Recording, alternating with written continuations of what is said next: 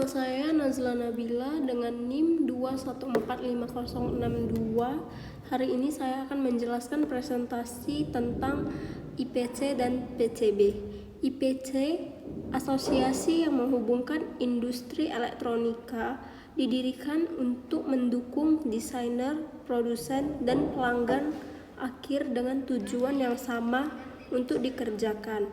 Setelah dimulai pada tahun 1957,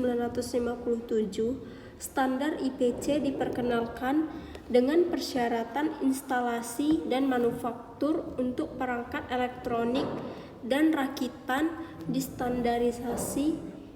Berkat standar IPC ini, desainer PCB dapat membuat desain PCB IPC yang tangguh dan bermanfaat bagi Anda dan mengurangi waktu pemasaran TO.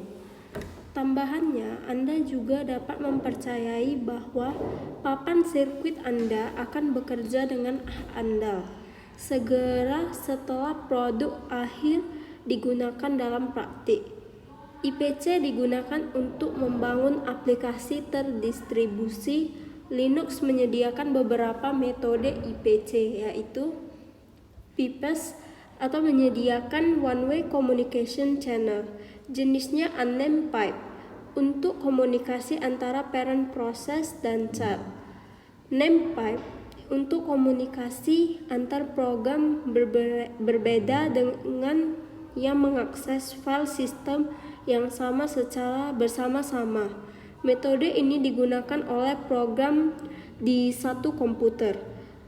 2. Message queue digunakan saat ingin mengirim beberapa tipe data message dan menerima ingin memfilter message tersebut berdasarkan tipenya. 3. Shared memory digunakan untuk mendapatkan very high performance IPC antar proses dalam satu komputer. Ini memerlukan konfigurasi bootloader untuk memesan shared memory yang akan digunakan.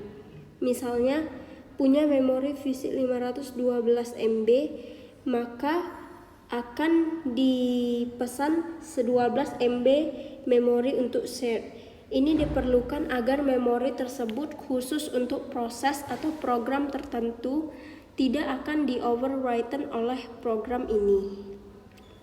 Kemudian semafor digunakan untuk sharing resource yang hanya dapat diakses oleh satu proses dalam satu waktu. Akan dijelaskan lebih lengkap di bawah.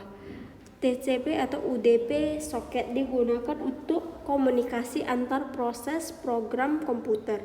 Di artikel mendatang akan dibahas lanjut. Multicast atau broadcast IP digunakan untuk membangun sistem terdistribusi seperti chat, community, blackboard, drawing, dan video conference lewat UDP dengan alamat IP multicast.